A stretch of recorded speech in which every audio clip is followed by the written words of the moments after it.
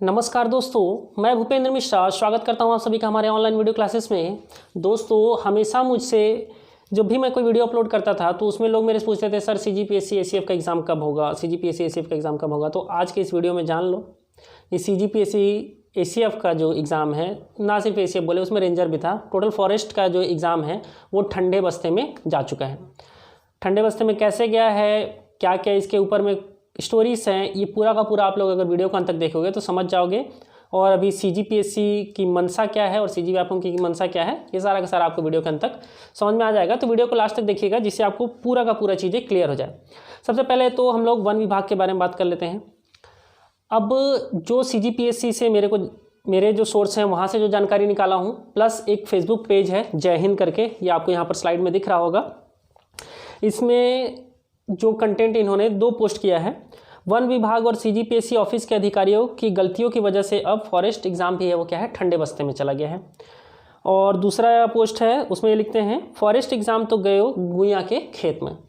तो ओवरऑल समझिए कि अब ये जो चीज़ें हैं, पहले पीएससी तक ही था कि हाँ अभी सीजीपीएससी का जो मतलब उन्होंने जो कोई भी विभाग अगर उनको अपने यहाँ भर्ती करना रहता है ना, तो उन लोग क्या करते हैं, पहले आवेदन भेजते हैं जो भी मतलब कराना चाहता है। जैसे कि अगर व्यापम कराना चाहेगा तो व्यापम के पास उसको भेजेंगे, क्लास के हिसाब से डिवाइडेड रहता है।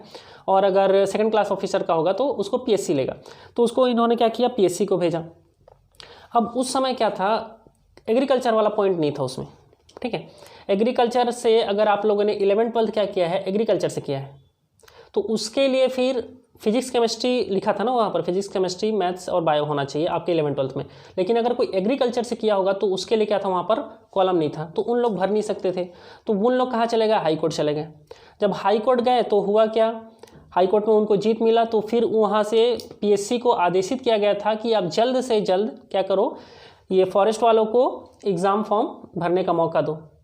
तो जब भी पोर्टल खुलेगा उसके बाद क्या होना है, फॉरेस्ट का जो एग्ज़ाम भरेंगे 10 दिन के लिए खोला जाएगा एग्रीकल्चर वालों के लिए। और अगर एग्रीकल्चर वालों के लिए 10 दिन के बाद फॉर्म खुला, जब भी खुलेगा, ठीक है, 10 दिन के लिए फॉर्म भरने के लिए खुलेगा। उसके बाद क्या हो जाएगा, उसके बाद उनको पढ़ने के लिए कम से कम 45 से 50 दिन का समय मिलेगा। ये नहीं है कि आज फॉर्म भरे और कल से एग्ज़ाम हो जाएगा, ऐसा नहीं होगा। कम से कम 40 से 45 दिन का उनको समय दिया जाएगा पढ़ने का।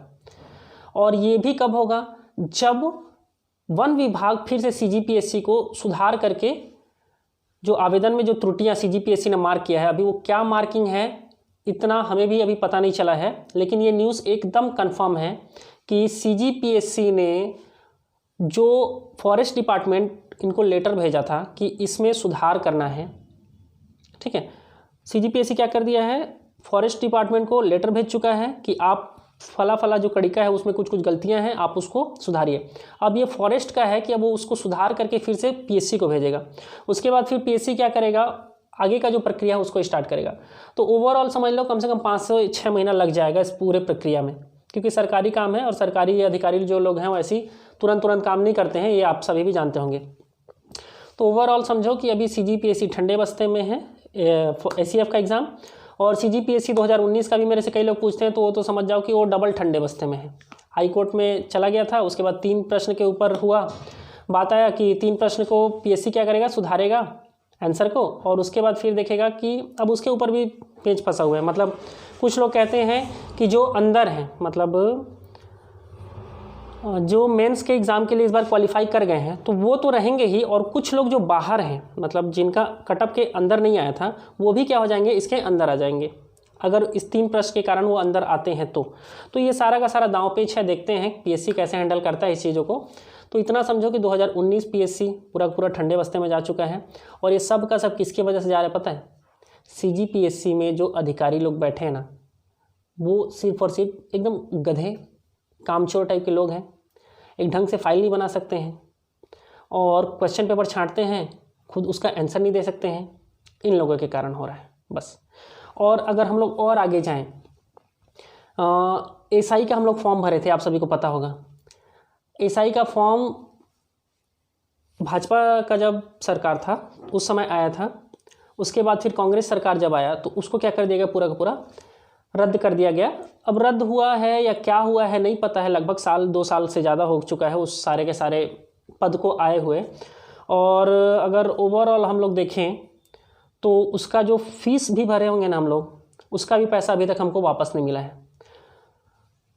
अब ACF का एग्ज़ाम है, अगर देखा जाए कितने सारे लोग फॉर्म भरे होंगे, अगर मान लो ये ठंडे बस्ते में जाता है तो क्या उसका भी एग्ज़ाम फीस का पैसा हमको मिलेगा? कोई पता नहीं है, मिलेगा नहीं मिलेगा। बोल देंगे भले मिलेगा, लेकिन वो कब मिलेगा कुछ आइडिया नहीं रहता। उसके बाद अगर हम लोग देखें 14,580 जो शिक्षाकर्मी भर्ती हुआ था, शिक्षकों का जो भर्ती हुआ था, उसमें अगर आप देखोगे तो सब कुछ हो चुका है ना, हर चीज़ हो चुका है। मतलब कि एग्ज़ाम हो गया, रिज़ल्ट आ गया, डॉक्यूमेंट वेरिफिकेशन भी कुछ लोगों का हो चुका था, उनका फिर से डॉक्यूमेंट वेरिफिकेशन तक कराया जा रहा है। और ये सब का सब क्या किया जा रहा है? डिले किया जा रहा है। आप मान लो अगर 6 महीना पहले ही इनका ज्वाइनिंग दे दिए रहते शिक्षकों को, तो 14,580 पोस्ट, अगर मान लो गिरे से गिरे हालत में मैं बोलूँ, एक आदमी का अगर 20-20 हज़ार रुपये भी सैलरी होता, मात्र 20 हज़ार रुपये, ठीक है, जबकि ज़्यादा मिलेगा ना, 20 हज़ार भी सैलरी होता है। अगर मान लो लॉकडाउन के पहले का कहानी है सारा का सारा, फिर भी मैं 6 महीना ही देता हूँ, तो 20 छक्के कितना हुआ? 120, मतलब 1,20,000 रुपये सिर्फ एक टीचर का। वैसे ही 14,580 का अगर 1,20,000 से गुणा करोगे तो सोचो कई करोड़ों रुपए, करोड़ों नहीं बोलूँगा, कई अरबों रुपए छत्तीसगढ़ सरकार को फ़ायदा हुआ है। तो बहुत अच्छे से खेला जा रहा है, पता है। और बीच बीच में हमको लालच देने के लिए ना 1-1, 2-2 पोस्ट का एग्ज़ाम का आता है, एग्ज़ाम हो नहीं रहा है। आप देख लो 1 साल से व्यापम ने कोई एग्ज़ाम नहीं लिया है, लेकिन PET फॉर्म भरने का हुआ था, ठीक है। जो बच्चे फॉर्म भरे होंगे उनका पैसा आया नहीं आया, कुछ लोग का आया है, कुछ लोगों का बोलते हैं कि नहीं आया है। ऐसे बहुत सारा व्यापम एग्ज़ाम 1 साल से लिया ही नहीं है ना। मतलब चीज़ें एकदम कॉम्प्लिकेटेड है। अगर आप इसको घुसोगे ना, जितना घुसते जाओगे उतना फंसते जाओगे। तो मैं आप सभी को ज़्यादा अंदर नहीं घुसाना चाहता हूँ, बस आप लोग समझ लो कि कोरोना का बहुत दुरुपयोग किया जा रहा है, पैसा बनाया जा रहा है यहाँ से, ठीक है। 14,580 लोगों के बारे में सोचिए आप, सिंपल कैलकुलेशन करके देखिए कितनों का फ़ायदा हुआ है छत्तीसगढ़ सरकार को। चाहते तो बेरोजगारों युवाओं के लिए बहुत सारा चीज़ किया जा सकता था। राम वन गमन पथ, खुद हिंदू हूँ, विरोध नहीं करूँगा, लेकिन चाहते तो उसको कुछ दिन बाद बना सकते थे। हज बनाया जा रहा है, हज यात्रा के लिए कुछ समथिंग रायपुर में एक स्पेशल सा चीज़ बन रहा है, ठीक है। कौशल्या चंद्रखुरी में जो कौशल्या माता का मंदिर है वहाँ पर सजावट का काम किया जा रहा है। ऐसे बहुत सारे काम हैं जिसको अगर पैसा नहीं है करके बोला जाए तो रोका जा सकता था। 14,580 लोगों को ज्वाइनिंग दिया जा सकता था, ठीक है। खैर मुझे समझ में नहीं आता छत्तीसगढ़ सरकार के पास पैसा है या पैसा नहीं है, उन लोगों को रोजगार देना चाहता है कि नहीं देना चाहता है। और रही बात कोरोना काल, ठीक है, कोरोना काल में छोड़ो, वीडियो यहीं तक था। ओवरऑल मैं यही कहना चाहता हूँ कि CGPSC ACF एग्ज़ाम की जो तैयारी कर रहे हो, हाँ और एक चीज़ इसमें जोड़ लो, अब आएंगे कोचिंग वाले ना, जो ऑनलाइन कोचिंग क्लासेस चल रहा होगा, अभी देखना इसमें मिलेगा आपको ऑफ़र मतलब 15,000 का कोर्स दिखाएंगे और वो मात्र आपको 2,500 में दिया जाएगा। लुभावने विज्ञापन आने वाले हैं, इतना याद रखो अब, क्योंकि ACF अभी ठंडे बस्ते में है। अगर टाइम पर ACF का एग्ज़ाम होता है तो मैं कई सारे कोचिंग क्लासेस का गारंटी दे रहा हूँ, जो ऑनलाइन क्लासेस बेचे थे ना, सिलेबस कंप्लीट नहीं कर पाते, ठीक है। आप सभी इस चीज़ को एनालिसिस करिएगा जो जो ऑनलाइन क्लासेस खरीदे होंगे।